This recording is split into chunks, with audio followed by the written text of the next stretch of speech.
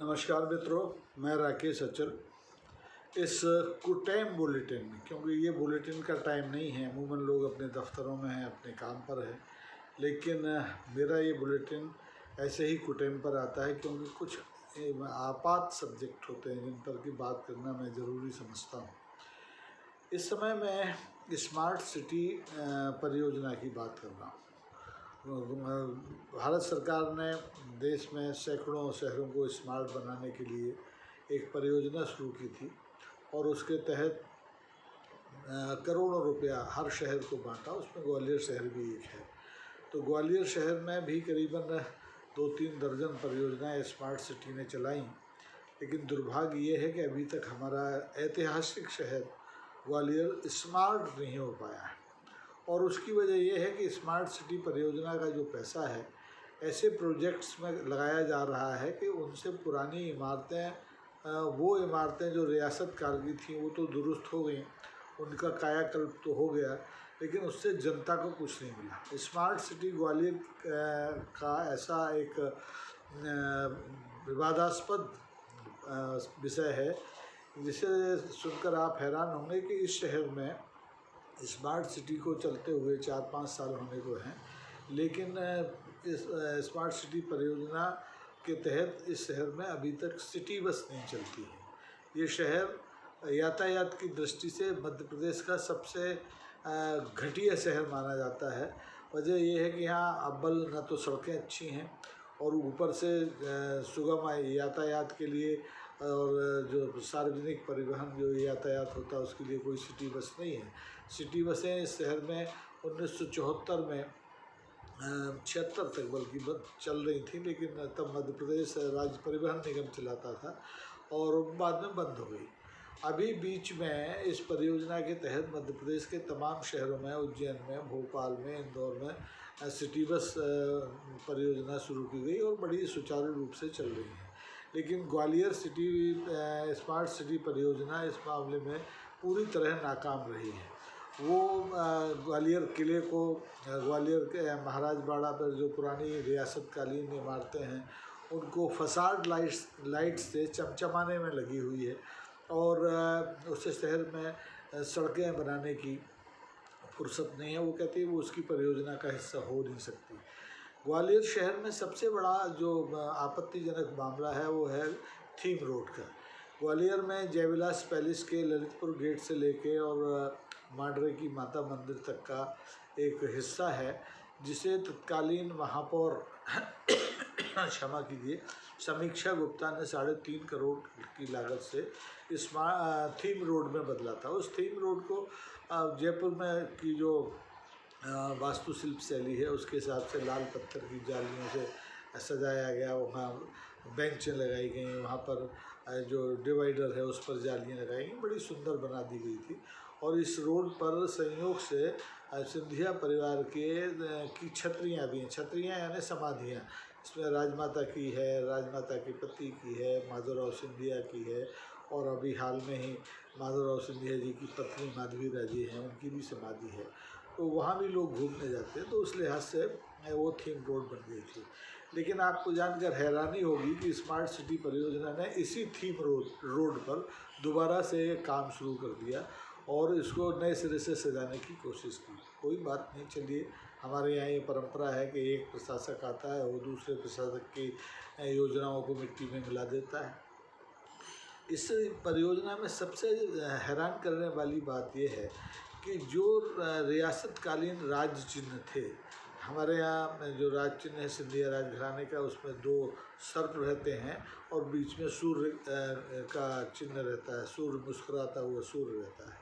ये राज्य चिन्ह भारत गणराज्य में जो 500-525 रियासतें थीं उनके विलीन होने के बाद म्यूजियमों की शोभा बढ़ गए थे और ख़ुद शहर के विकास करने वाले स्वर्गीय कैलाशवासी माधवराव सिंधिया प्रथम, उन्होंने भी शहर को बहुत सजाया संवारा और उनके बाद कि स्थानीय शासन ने जो चौराहे बनाए उन पर सिंधिया परिवार के वंशजों की, इसमें महादजी सिंधिया और माधवराव सिंधिया और दौलत राव सिंधिया, इन लोगों की प्रतिमाएं भी लगी हैं, चौराहे भी बने हुए हैं। और लेकिन उस समय भी सिंधिया परिवार का जो जो राज चिन्ह है इन चौराहों पर कहीं लगाया नहीं गया।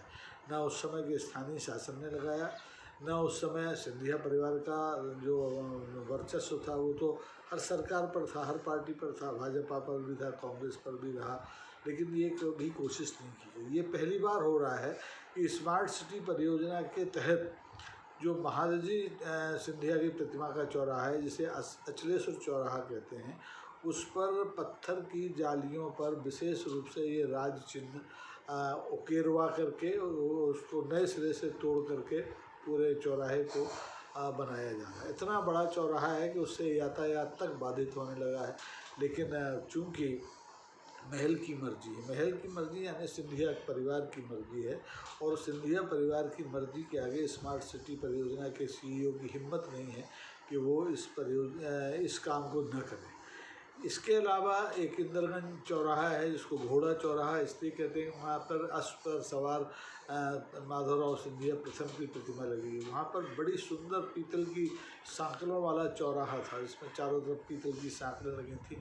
उनको हटा करके आपको हैरानी होगी कि अब लोहे पर एक विशेष सांचे के द्वारा यही राज चिन्ह बनवा करके वो उस चौराहे पर भी लगाया जा रहा है। मजाल है कि शहर में कोई आदमी इस राजतंत्र की पुनर्स्थापना के बारे में एक शब्द कहे। एक ज़माने में मुझे याद है, जब मैं ग्वालियर आया था, उसके आसपास कांग्रेस महाराज बाड़े पर जो सिंधिया दौलत राव की प्रतिमा लगी हुई है, जिनके ऊपर गद्दारी का 1857 के गदर में महारानी लक्ष्मीबाई का साथ न देने का आरोप था, उस प्रतिमा को हटाने के लिए ग्वालियर के कांग्रेसी बड़े पैमाने पर आंदोलन करते थे।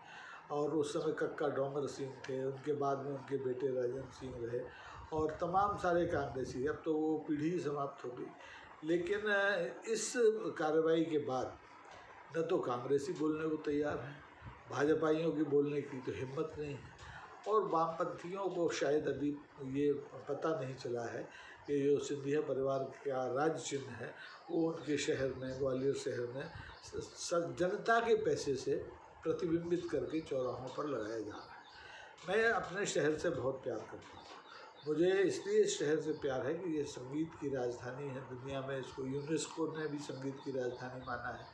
मैं इस शहर के सिंधिया परिवार से भी प्यार करता हूँ, क्योंकि सिंधिया परिवार ने 20वीं शताब्दी के शुरू में ग्वालियर शहर को आधुनिक बना दिया था। यहाँ खुद की बिजली थी, खुद का पानी था, खुद की संचार व्यवस्था थी, खुद की रेल थी। तो उस लिहाज से बहुत प्रगतिशील परिवार था ये। लेकिन अब दुर्भाग्य लगता है कि आज़ादी के 77वें 78वें साल में इस परिवार के लोग स्मार्ट सिटी परियोजना से शहर को सजाने के लिए जो सड़कें बननी चाहिए, जो सिटी बस परियोजना शुरू होनी चाहिए, उस पर काम कराने के बजाय अपने राज चिन्ह को चौराहों पर लगाने के अभियान में लगा है। मेरी जानकारी ये है कि स्मार्ट सिटी परियोजना का जो सीईओ मुख्य कार्यपालन अधिकारी होता है, वो एक भारतीय प्रशासनिक सेवा का अधिकारी होता है। इस समय एक महिला है, नीतू माथुर, जो 2016 बैच की IAS अधिकारी हैं, इस परियोजना की सीईओ हैं ग्वालियर में। लेकिन वो बेचारी भी इतनी दयनीय अवस्था में है कि सिंधिया परिवार की ओर से आए इस प्रस्ताव पर इनकार नहीं कर पाएँ, और उन्हें मजबूरी ही कहेंगे कि विरोध तो वो कर नहीं सकती थी। ये पत्थर पर राज चिन्ह छपवाने पड़ रहे हैं, ये लोहे की जालियों पर राज चिन्ह लगवाने पड़ रहे हैं, और मन पर एक पत्थर रख करके वो ये सारा काम कर रहे हैं। अभी इस मामले पर जब मैंने पहली बार लिखा, लोगों तक ये बात पहुंचाई, तो मुझे भारतीय जनता पार्टी के एक बड़े पदाधिकारी मिले, और वो बड़े दुखी थे। उन्होंने मेरे लेख की सराहना तो की, लेकिन कहा कि हमारी तो मजबूरी है, हम इस चीज़ का विरोध कर नहीं सकते, लेकिन ये हमें कदापि पसंद नहीं है। दुर्भाग्य ये है कि ये शहर सामंती मानसिकता का शहर है। इस शहर में चाहे कांग्रेस रही हो, चाहे भारतीय जनता पार्टी रही हो, बिना सिंधिया परिवार के उसका काम चलता नहीं है। और अब तो स्थिति ये है कि हमारे जो माननीय प्रधानमंत्री जी हैं, वो सिंधिया परिवार के जो अभी चश्मो चिराग हैं, ज्योतिरादित्य सिंधिया जी, जो केंद्र में मंत्री भी हैं, उन्हें अपना दामाद तक कह चुके हैं, क्योंकि वो गुजरात में उनकी ससुराल है। जब प्रधानमंत्री के दामाद है सिंधिया, तो उनकी इच्छा का अनादर कौन कर सकता है, अनदेखी कौन कर सकता है। मज़ा तो तब आता कि सिंधिया खुद इस चीज़ का विरोध करते कि नहीं भाई, ये राज्य चिन्ह चौराहों पर दोबारा से उकेरने की ज़रूरत नहीं है, वो ज़माना गया, अब हम लोकतंत्र में जी रहे हैं, हमें लोकतंत्र के चिन्हों को प्रचारित प्रसारित करना चाहिए था। बेहतर होता कि इन जालियों पर ये सांप और सूर्य की जगह हमारा जो राज चिन्ह है अशोक स्तंभ वो उकेरा जाता, रानी लक्ष्मीबाई की प्रतिमाएं उकेरी जाती। यह संगीत की राजधानी चूँकि ये है, तो यहाँ संगीत वाद्यों के तमाम सारे जो यंत्र होते हैं उन सबको भी इन जालियों पर लगाया जा सकता था, लेकिन ऐसा नहीं हुआ, ऐसा हो भी नहीं सकता है, क्योंकि जिस शहर में और जिस प्रदेश में की मानसिकता में राजतंत्र हो, सामंतवाद हो, उससे मुक्ति पाना बहुत आसान नहीं है। मुझे याद आता है कि मुख्यमंत्री शिवराज सिंह के ज़माने में उनके मंत्रिमंडल में इस परिवार की एक महिला सदस्य थी, श्रीमती यशोधरा राजे सिंधिया। उन्हें श्रीमंत कहलाना पसंद था, और जो अगर उनसे आप श्रीमंत नहीं कहते तो वो नाराज़ हो जाती थी। तो मध्य प्रदेश की तत्कालीन सरकार को एक राजपत्र अधिसूचना जारी करके उनके नाम के आगे श्रीमंत यशोधरा राजे सिंधिया शब्द जोड़ना पड़ा था, श्रीमंत शब्द जोड़ना पड़ा था। तो जब सरकार इतनी मजबूर हो सकती है, तो एक स्मार्ट सिटी परियोजना की CEO की क्या हैसियत है कि वो सिंधिया के सामने उनके इच्छा के विरुद्ध खड़ी हो जाए। लेकिन मुझे हैरानी केवल सरकार और स्मार्ट सिटी परियोजना की कार्रवाई पर नहीं है, मुझे शहर की उस जागरूक जनता को लेकर भी हैरानी है जो इन चीज़ों को चुपचाप देख रही है। देखिए, सिंधिया परिवार से मेरा कोई जाति दुराव तो है नहीं, मैं तो बड़ा सम्मान करता हूँ राजमाता सिंधिया से लेकर के ज्योतिरादित्य सिंधिया तक मेरे संबंध रहे हैं, और मैं मानता हूँ कि वो जो भी जिम्मेदारी उन्हें दी जाती है सरकार के तौर पर, जनप्रतिनिधि के तौर पर, वो उसे मुस्तैदी से निभाते हैं। ग्वालियर को तो 1984 में स्वर्गीय माधवराव सिंधिया की वजह से ही देश की मुख्य धारा में शामिल होने का मौका मिला था। उनके समय में इतनी परियोजनाएं आई, इतना काम हुआ कि ग्वालियर पहचाने जाने लगा। इस ग्वालियर की पहचान या तो संगीत के तानसेन की वजह से रही, या राजनीति में अटल बिहारी वाजपेयी की और राजमाता सिंधिया और माधवराव सिंधिया की वजह से रही, या संगीत में जो नई पीढ़ी थी, नई पीढ़ी से मतलब इस आधुनिक काल की जो पीढ़ी थी उसमें पंडित कृष्णराव शंकर पंडित जैसे मूर्धन पद्म विभूषण संगीतज्ञों की वजह से रही। साहित्य में आप देखेंगे तो मुकुट बिहारी, सरोज, बीरेंद्र मिश्र जैसे लोगों की वजह से रही। लेकिन इस शहर में इन लोगों की कहीं कोई प्रतिमाएं नहीं है, इनके चिन्ह कहीं भी किसी भी सार्वजनिक स्तर पर उकेरे नहीं गए हैं। उकेरे जा सकते थे, लेकिन चूँकि प्रशासन, शासन, सबकी मानसिकता सिंधिया परिवार को खुश रखने की है, उसकी वजह से ऐसा हो नहीं पाता। और अब ये जो काम हो रहा है, जालियों पर राज चिन्ह उकेरे जा रहे हैं, उससे तो मुझे ये लगता है कि हम वापस 1947 के पहले के ग्वालियर में पहुंच रहे हैं, जहाँ के राज चिन्ह जगह जगह दिखाई देते थे। मुझे याद आता है कि मैं जिस प्रेस क्लब का सचिव था, उस प्रेस क्लब के भवन पर, जो बाद में नगर निगम का हो गया था, हमें किराए पर मिला था, उसमें राज चिन्ह बना हुआ था। तो माधवराव सिंधिया एक समय हमारे प्रेस क्लब में आए, तो उन्होंने मुझसे आग्रह किया कि भाई आप इसका जब कोई भी मरम्मत जीर्णोद्धार करें तो इस राज चिन्ह की रक्षा जरूर कर लें। तो मैंने भी मुस्कुराते हुए कहा था कि जो है उसको हटाया नहीं जाएगा, और हटाया भी नहीं जाना चाहिए। जिन भवनों पर राज चिन्ह बने हैं उन्हें हटाने का कोई औचित्य नहीं है, वो तो हमारी धरोहर हो सकते हैं।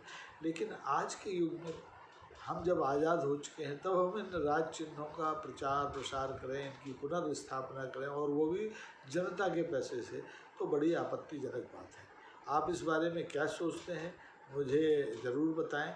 लेकिन मैं जो सोचता था वो मैंने आपको बता दिया कि मैं लोकतंत्र में पनपते हुए राजतंत्र को देखकर हतप्रभ हूँ, दुखी हूँ, शर्मिंदा हूँ। धन्यवाद, नमस्कार।